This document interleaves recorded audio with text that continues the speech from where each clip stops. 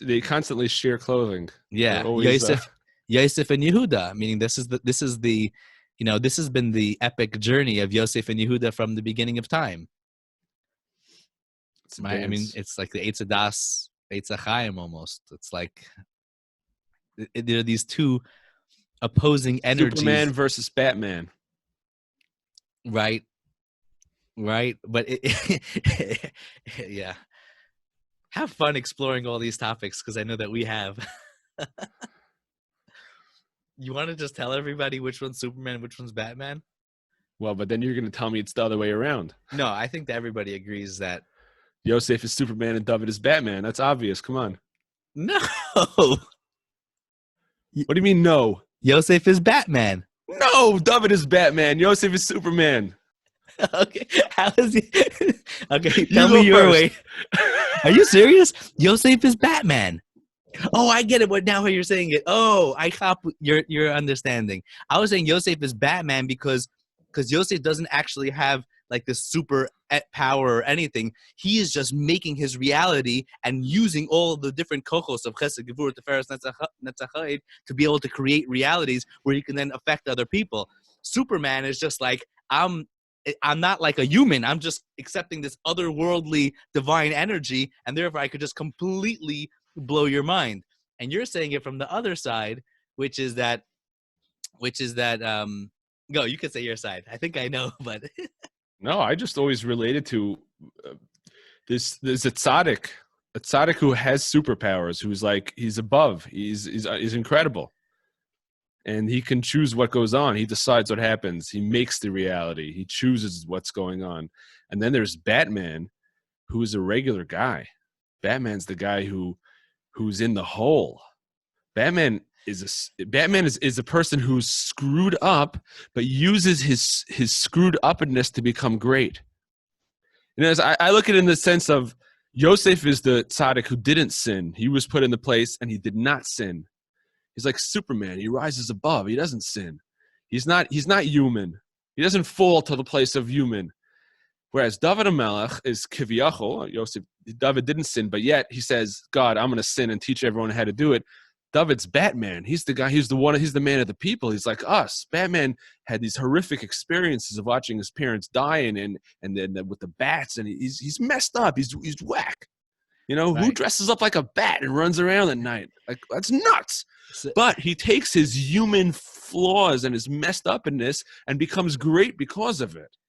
That's why I relate Batman to David. So that's awesome. But I see Yosef as Batman because he's the one who, on the outside, he's like playing with his hair. He's a playboy, getting along with everybody. But he does have this insane story where his father sends him off to get sold into slavery. What's going on? Why did my father do this? Like, he could have responded in a different way, and he goes and he has to work from in the dungeons and slowly climb out through using the this wisdom that he slowly begins to learn and get. And then he puts on this safnas paneach.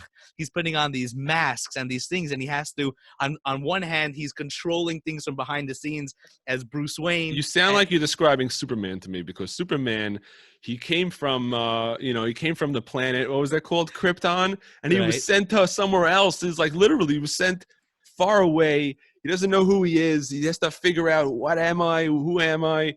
He's got these secret superpowers, but he can't really show it off, but he knows he's got it. And and he's got to pretend that he's nobody. So he pretends he's Clark Kent. I don't know, man. All right. Like you said, it could go both ways. Depends which I actually which thought that we were both have. going to be agreeing on this one, like that there's one regular way and then maybe an alternate, but we completely, I guess this is a Yosef and Yehuda thing. No, but also there's so many different ways of looking at Yesod and Malchus that in my head, it was always like, in my head, the Pashut way that I learned from a kid even just was like two different types of tzaddikim, right? When we fall into a place, we fall into, let's say, a pit. So there's one tzaddik who will come. He'll stand at the top of the pit. He'll throw us a rope, and using his power, he'll pull us out. And then there's another tzaddik who jumps into the pit with us and says, watch, I'll show you how to climb out.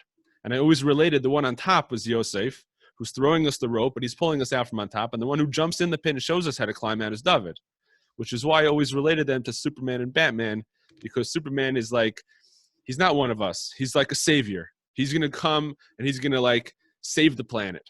He can do things that we can't because he's a tzaddik. He's got superpowers. How did he become a tzaddik? That's another story. But he's a tzaddik now. He's got powers that I don't have, but he can save me. I can go to Uman and I say a tikkun klali and the tzaddik pull you out of Gehenna. Whatever. He's going to, right, exactly. He's going to pull me out of Gehenna. And then there's the other tzaddikim who are like, no, David and Melch says, Alamda paishim drachacha. I'm going to teach the sinners, right?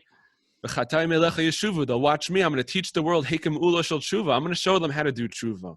So I'm going to do the Avera, and then I'm going to show them how we can get up even after we screwed up, which I always felt was very Batman-like, and which is why I always loved Batman. I was never a Superman guy. As a kid, I loved Batman because here's a person. Here's someone I can relate. I can't relate to Superman.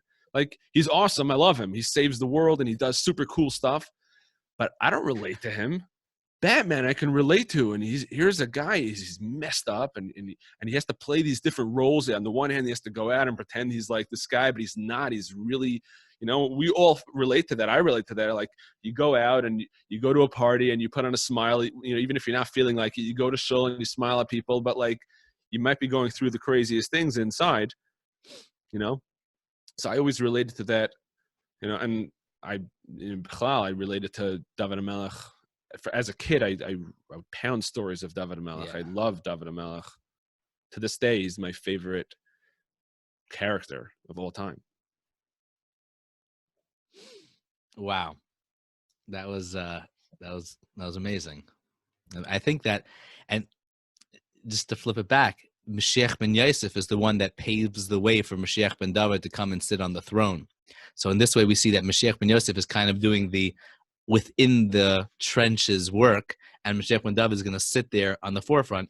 And I think this is because there's an inner and an outer for Yesod, and an inner and an outer for Malchus, and the inner for one looks like the outer for the other, and vice versa. And right, but when you say Yosef paves the way, in a sense, he paves the way, but it's not like people look at Yosef as like the chashuv one, though. He started out, but he was never recognized. Meaning, he was never and this is why it's talking about Mashiach ben Yosef in the Sfarim is always spoken about as people are not going to recognize his face. Like people are going to look at it and they're going to be like, could this even be Mashiach? Like it looks too wrong, right? Like all the brothers, they couldn't possibly imagine that this was Yosef, because this can't be Yosef, because my perceptions don't allow for this reality. Like Batman can't be Bruce Wayne. It's not possible. Bruce Wayne is so self-centered. He's so stuck up. I'll let you go. Right. So in that aspect, Batman himself has the Mashiach ben Yosef part of him, which is Bruce Wayne, and the Mashiach ben David part of him, which is Batman.